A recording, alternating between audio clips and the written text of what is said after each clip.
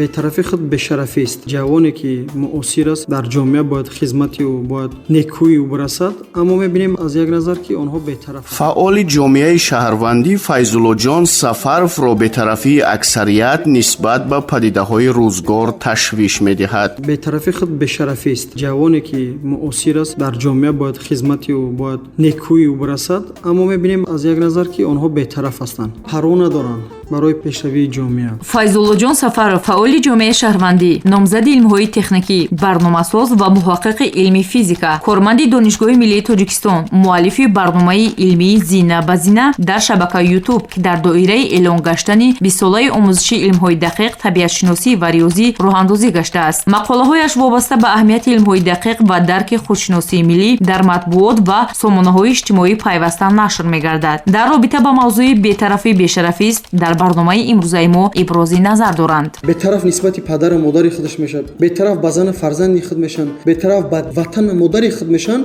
то ин ки ба як ҷое бирасанд, аммо ин гуна бояд набошад. махсусан Файзуллоҷон ҳаргиз қабул надорад ки муқобили бадгӯиҳои душманони миллати тоҷик дар сомонаҳои иҷтимоӣ аксарият хомӯширо ихтиёр созанд. вақте ки ба онҳо хитоб мекунӣ ки барои чӣ шумо бетарафен, онҳо доимо як посух доранд: ба мана чӣ? мону фалонӣ гуфтам бигира, аммо ман зиндагии хидмат дорам. яъне ва ё намедонанд ки мо ҳамамон як ватан дорем, як миллат дорем ва як тақдир дорем. ва дар ҳолате ки ҳамаи ватану миллату тақдири мо хатар бираса, ба ҳама мераса, пӯшида нест. на танҳо ҷавонҳоро ман дидам имрӯз аксарам бигем хато намекунем, чун имрӯз хатарҳои глобалии сиёсӣ аст. мо фарҳанг, мо дин, мо оини худмона дорем ва ё кӯшиш мекунанд куркурона таҳссуб кардани масалан фарҳанги бегона ё ин ки дидгоҳи бегона дошта бошанд, дидгоҳе ки ба онҳо алон аз дигар тараф маҷбуран дода мешавад. вақте онҳо назари худшона надошта бошанд, бетараф аст, аз ҳамин лиҳоз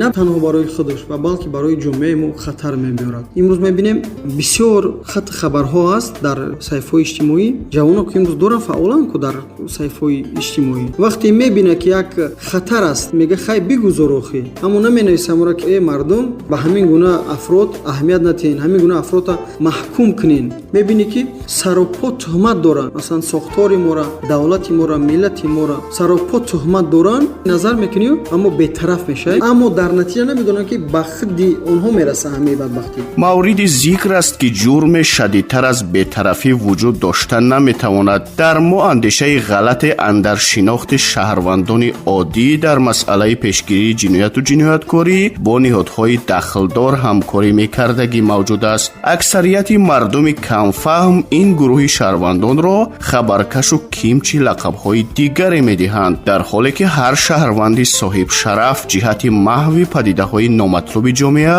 бояд бо ниҳодҳои дахлдор дар ҳамкорӣ бошад ва бетарафиро ихтиёр насозад, зеро шарафи ҳар кас дар бетараф набудан хулоса мешавад. Файзуллоҷон Сафаровро мешунавем. имрӯз мардуми мо дар кадом ақида ҳастанд? хай ҳамаи мақомот ҳаст ку масалан кумитаи амният аст, вазорати корҳои дохила аст, инаш онаш аст, мода чӣ охӣ? инам бетарафист. маънои ӯро надорад доштани масалан кумитаи амният ё ки милитсия мо шумо бетараф бошед. шайх Садии бузургвор мефармояд ки одами одам набинад аз куҷо одам шавад. яъне ҳамун фарзанде ки падару модари худша мебина ки беаҳамият ҳастанд, албатта ҳамун гуна мешавад. мега ки беҳуда аст ӯ тарбият додан ба ӯ насле ки пойбанди ҳамун гуфтҳои худ нестӣ.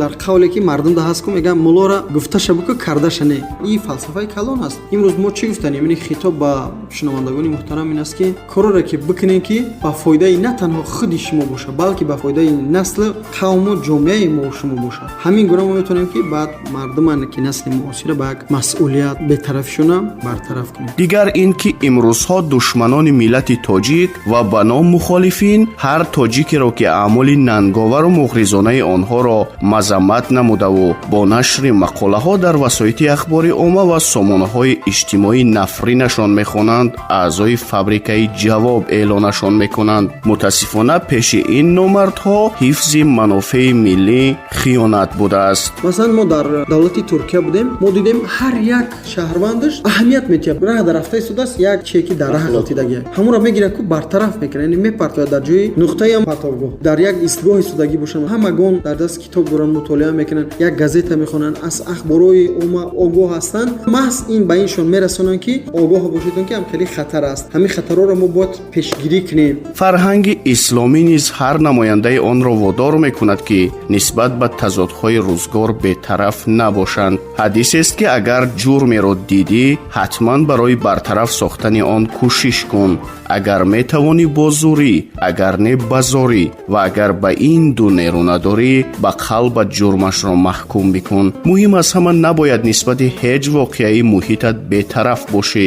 ҳатто агар имрӯз ҳамсояи фарзанди ҳамсояи дигарро барои ягон бадахлоқияш мазаммат бикунад, волидайнаш ба бачаи ман кор нагир гуфта фарзанди худро барои иҷрои бадахлоқии навбатӣ ба қавле шерак мекунанд. ҳамеша аз аврупоиҳо васф мекунем ки ҳатто кӯдаконашон нисбат ба ҳеҷ падидаи рӯзгорашон бетараф нестанд ва калонсолони дар кӯча ахлод мепартофтагиро борҳо мазаммат карданду водор ба бартараф кардани ин аъмолашон сохтанд. бибин як бачаке ки масалан мактаба хат мекунад, тӯли 11 сали солаш фиреб мекунад, бетарафӣ мекунад, беаҳамиятӣ мекунад, пас он бо ҳаму пулу моли падар меояд дохил мешад дар донишгоҳ. 5 сари соли дигар бо ҳамин гуна мешад. дар натиҷа як инсони ноком, як инсоне ки умуман дар кор нест, на ба худаш дар кор аст аслан ва на ба ҷомеа. Файзлоҷон Сафаров, фаъоли ҷомеаи шаҳрвандӣ, номзади илмҳои техникӣ, барномасоз ва муҳаққиқи илмии физика, корманди Донишгоҳи Миллии Тоҷикистон, муаллифи барномаи илмии Зина ба зина дар шабакаи YouTube, ки дар доираи эълон гаштани 20-солаи омӯзиши илмҳои дақиқ,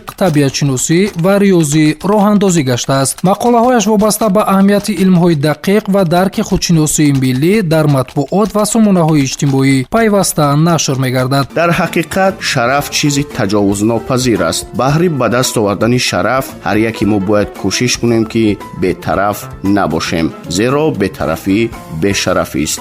фарҳанги завқ номи барномаи мо буд ки дар пешниҳоди ман Бахтиёр Раҳмониён шунидед. саломат бошед.